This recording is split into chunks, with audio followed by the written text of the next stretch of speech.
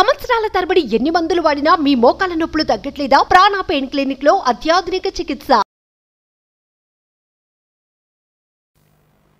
నమస్తే సార్. నమస్తే. చందు సాయి గత 1 డే నుంచి వైరల్ అవుతున్న అబ్బాయి అని చెప్పుకోవచ్చు. సోషల్ మీడియాలో మనం తీసుకుంటే ఇన్ఫ్లుయెన్సర్స్ చాలామంది ఉంటుంటారు.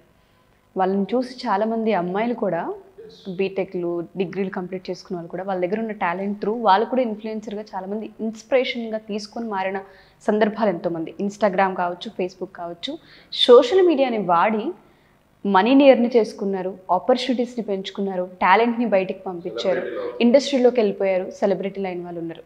బట్ దానికన్నా ముందు ఎప్పుడైతే ఫాలోవర్స్ వస్తూ ఉంటుంటారో సోషల్ మీడియాలో వీళ్ళొక ఇన్ఫ్లుయెన్సర్ అవ్వచ్చు, సెలబ్రిటీ అవ్వచ్చు, ఖచ్చితంగా ఏ జాగ్రత్తలు వహించాల్సిన అవసరం ఉంటుంది అంటారు సార్?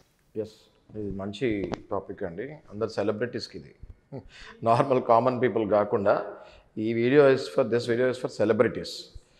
ఒక్కసారి సెలబ్రిటీ అవ్వాలంటే కొన్నిసార్లు అదృష్టం మీద అయిపోతాము, కొన్నిసార్లు చాలా కష్టపడి సెలబ్రిటీలు అవుతాం. చాలా కష్టపడి సెలబ్రిటీలు అయ్యేవాళ్ళు చాలా జాగ్రత్తగా ఉంటారు. ఓకే, అదృష్టం కొద్దీ సెలబ్రిటీలు అయ్యేవాళ్ళు కొంచెం అజాగ్రత్తగా ఉంటారు. అదృష్టం కొంచెం కష్టంతో వచ్చిన వాళ్ళు ఇలాంటి వాటికి పాల్పడతారు. ఇందులో ఈ చందుగాడు అంటే ఆ యూట్యూబ్ ఛానల్ పేరు రైట్, చందుగాడు, ఇంకోటి పక్కింటి కుర్రాడు, బాగానే ఫేమస్ అయ్యాడు. 5-6 లక్షల సబ్స్క్రైబర్స్ అన్నారు. Is earning good money only. And దాంతోపాటు మూవీస్లో కూడా ఒక 2-3 చేశాడు. తర్వాత కొంచెం గ్యాప్ కూడా వచ్చినట్టు తెలుస్తుంది. బేసిక్గా ఈయనకి రావాల్సిన ఫేమ్ వచ్చింది, ఆబ్వియస్గా కొంచెం డబ్బు కూడా సంపాదించాడు. ఈయన ఎప్పుడైతే April 15th అనుకుంటా 2021లో ఒక బర్త్డే పార్టీ ఇస్తాం జరిగింది. ఆ బర్త్డే పార్టీలో ఈ అమ్మాయి కలుస్తాం జరిగింది. ఇట్ స్టార్టెడ్ ఫ్రమ్ దేర్ అని ఈ అమ్మాయి చెప్తుంది కంప్లైంట్ లెటర్లో. సో ఆ పార్టీలో అందరూ ఉన్నారు, వీళ్ళ పేరెంట్స్ కూడా ఉన్నారు. సో ఈ అమ్మాయిని కలుస్తాం జరిగింది. ఈ అమ్మాయి బర్గువర్గ అంటే ఆబ్వియస్లీ SC STకి చెందిన అమ్మాయి. ఓకే, సో ప్రేమలో పడ్డారు. Obviously they went into physical relation also. Mutual కన్సెంట్తోనే వెళ్ళారు, ఆబ్వియస్గా అది అండర్స్టూడ్. అది ఎప్పుడైతే మ్యూచువల్ కన్సెంట్లో వీళ్ళు ఈ ఫిజికల్ రిలేషన్లోకి దిగారు, అది ఇమ్మీడియట్గా ఒకవేళ అబ్బాయి ఇచ్చిన ప్రామిస్ ఏమైనా తప్పితే ఈ physical relation mutual consent rape కింద కన్వర్ట్ అవుతుంది. ఇది చాలామందికి తెలియక అబ్బాయిలు ఈ బారిన పడుతున్నారు. అమ్మాయిలది మిస్టేక్ ఏంటి అంటే వీళ్ళకి ఇష్టం వచ్చినప్పుడు దాన్ని రేప్ కింద కన్వర్ట్ చేస్తారు, లేదా మ్యూచువల్ కన్సెంట్ కన్వర్ట్ చేస్తారు. అందరు అమ్మాయిలు అనట్లేదండి నేను, మోస్ట్లీ 30-40% అమ్మాయిలు ఇలా ఉన్నారు, ఒప్పుకోవాలి ఫ్యాక్ట్. ఓకే, 60% వరకు they are good girls. Okay, 30-40% అమ్మాయిల వరకు ఇలా ఉన్నారు. ఇలాంటి అమ్మాయిలతోటి సెలబ్రిటీస్ చాలా జాగ్రత్తగా ఉండాలి. ఇవాళ మనం ఈ కేసుతో పాటు తెలుసుకున్న నీతి ఏంటి అంటే నువ్వు ఎంతో కష్టపడి సెలబ్రిటీ అవుతావు. సెలబ్రిటీ అయిన తర్వాత నిన్ను ఎంతోమంది నువ్వంటే ఇష్టపడతారు, నీకు ఫ్యాన్స్ ఉంటారు, నీకు ట్విట్టర్స్ వస్తూ ఉంటాయి, అప్రిషియేషన్స్ వస్తూ ఉంటాయి, నిన్ను కలిసి సెల్ఫీస్ దిగుతూ ఉంటారు, చాలా అవుతూ ఉంటాయి. అందులో ఒరిజినల్గా నిన్ను ఇష్టపడే వాళ్ళని నువ్వు ప్రేమించి పెళ్లి చేసుకుంటే తప్పలేదు. నువ్వు ఎవరు పడితే వాళ్ళతో సెల్ఫీలు దిగిన వాళ్ళందరితోటి నువ్వు తిరగాలి, వాళ్ళందరితోటి నువ్వు ఫిజికల్ రిలేషన్లోకి దిగాలనుకున్న దురుద్దేశం ఉంటే డెఫినెట్గా ఇలాంటి బాధలు పడతారు. ఈ వీడియో చూసిన తర్వాత ఇంకెవరైనా అమ్మాయిలు అబ్బాయితోటి ఈ రిలేషన్లోకి దిగుంటే వాళ్ళు కూడా ముందుకొచ్చే అవకాశం ఉంటుంది. ఆ అబ్బాయి చాలా ఊబిలో చిక్కుకున్నాడు. దీంట్లో నీతి మనం చెప్తూ సెక్షన్స్ కూడా డిస్కస్ చేద్దామండి. ఇందులో నీతి ఏంటి అంటే సెలబ్రిటీస్ ఎలా ఎదుగుతూ ఉంటారో అలా ఒదుగుతూ ఉండాలి, వాళ్ళ క్యారెక్టర్ని చాలా మెరుగుదిద్దుకుంటూ ఉండాలి. ఒకవేళ మీకు తెలుస్తూ ఉంటుంది మీ క్యారెక్టర్ కొంచెం మీరు స్వింగ్ వస్తుంది, మీరు అట్రాక్ట్ అవుతున్నారు వేరే వాళ్ళకి లేకపోతే వేరే వాటికి అన్నప్పుడు మీకు మంచి లైఫ్ కోచెస్ ఉంటారు, వాళ్ళ దగ్గరికి వెళ్ళండి. పెద్ద హీరోలే లైఫ్ కోచెస్ని అపాయింట్ చేసుకొని they change their entire affinity and character personality.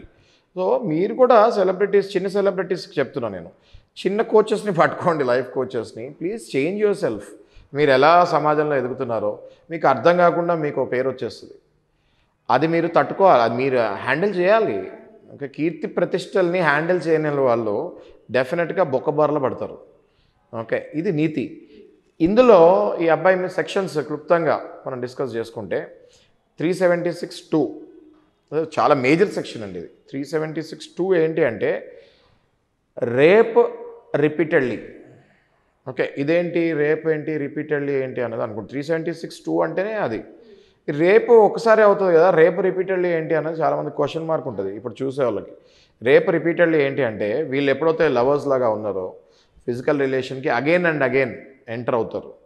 ఈ ఎన్నిసార్లు ఎంటర్ అవుతాయి అన్నిసార్లు ఇది రేప్ కింద కన్వర్ట్ అవుతుంది. ఇప్పుడు ఈ అమ్మాయి పెట్టిన సెక్షన్ అదే. చూసారా మీరు ఎంత దారుణంగా ఇరుక్కున్నాడు ఈ అబ్బాయి, రైట్? ఈ అబ్బాయిలందరికీ ఎంత జాగ్రత్తగా ఉండాలి, రైట్? ఇదొక సెక్షన్. ఇంకోటి చీటింగ్ 420 సెక్షన్, 420 పనిష్మెంట్, 415 ఏమో డెఫినిషన్. ఈ 420 ఎందుకు పడింది ఈ అబ్బాయి మీద అంటే ఏమీ కట్నం తీసుకోకుండా లేకపోతే ఏమీ డబ్బులు తీసుకోకుండా నేను పెళ్లి చేసుకుంటాను అన్నాడు. ఎప్పుడైతే ఈ అమ్మాయి మీద మోజు తీరిపోయిందో ఆబ్వియస్లీ ఆయన 3 crores వరకు డిమాండ్ చేశాడని మనం వింటున్నాము. ఎఫ్ఐఆర్ ప్రకారము 3 crores డిమాండ్. 3 crores మరి అప్పుడు డిమాండ్ చేయలేదే, పెళ్ళి అనగానే 3 crores డిమాండ్ చేస్తున్నాడు. అప్పుడు ఏమన్నాడు, నేను పెళ్లి చేసుకుంటాను అన్నాడు. ఈ 3 crores గురించి చెప్పలేదు. ఎప్పుడైతే 3 crores కూడా చీటింగ్ కిందకు వస్తుంది. అందుకని 420 సెక్షన్ అట్రాక్ట్ అయింది. ఈ 420లో ఇది ఇంకోటి కూడా చెప్తాను మీకు. ఇది కాకుండా అట్రాసిటీ, ప్రివెన్షన్ ఆఫ్ అట్రాసిటీస్ అండి. ఇది ఎస్సీ ఎస్టీ కానివ్వండి లేకపోతే బడుగు వర్గాల ఎవరైతే ఉంటారో, అసలు ఇప్పుడు ఏ క్యాస్ట్ ఎవరో పట్టించుకోలేని సందర్భం మనందరికీ. ఇందులో కూడా మళ్ళీ కులం పేరు చెప్పి తిట్టాడు. ఓకే, అందులో అట్రాసిటీ, ప్రివెన్షన్ ఆఫ్ అట్రాసిటీ, ఇది 1989లో ఈ యాక్ట్ 33rd యాక్ట్ ఇది.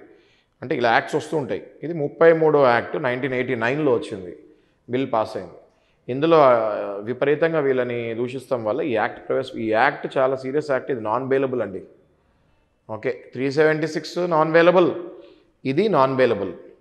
ఓకే, లోపలికి తోస్తామే, బెయిల్ రాదు దీనికి, తర్వాత బెయిల్ అప్లై చేసుకొని తీసుకోవాలి, రైట్? ఇది నాన్ బెయిలబుల్ కాగ్నిజబుల్ అఫెన్స్. ఇందులో మనం చూస్తే ఎఫ్ఐఆర్లో A1 ఏమో చందుసాయి, A2 A3 వాళ్ళ మదర్ ఫాదర్, A4 A5 వేరే ఫ్యామిలీ మెంబర్స్, సిస్టరో ఎవరో. ఓకే, సో ఇలా మొత్తం ఫ్యామిలీని అంతా ఎందుకు దింపారండి? మరి చందుసాయి ఒకటే కదా ఇవన్నీ చేసింది అనుకుంటే ఫ్యామిలీని ఎందుకు దింపారంటే ఆ అమ్మాయి అందరి మీద కంప్లైంట్ చేసింది. అందరి అంగీకారంతోనే, పరస్పర అంగీకారంతోనే నేను ఈ అబ్బాయితోటి ఫిజికల్ రిలేషన్కి లేకపోతే ప్రేమలోకి దిగుతాం జరిగింది.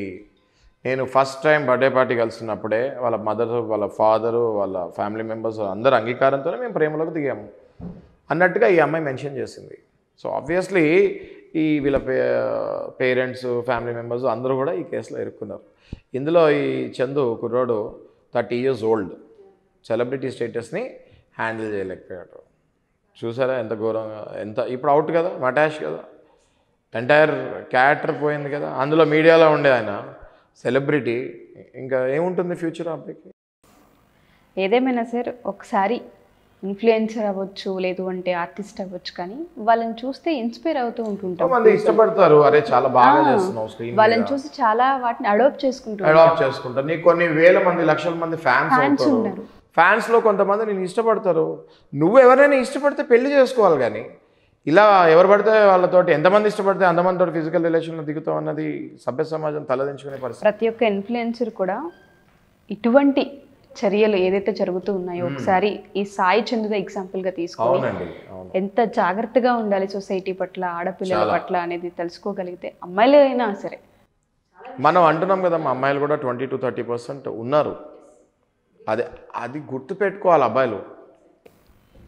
Thank you so much sir. Influencers కానీ ఆర్టిస్టులు కానీ ఇటువంటి కేసులు, సెక్షన్స్ ఉన్నాయి, జాగ్రత్తగా ఉండాలి. ఈ సెక్షన్లో చెప్తూ మర్చిపోయానండి, ఈ సెక్షన్లో ఆయనకి 10 ఏళ్ళు జైలు శిక్ష పడే అవకాశం.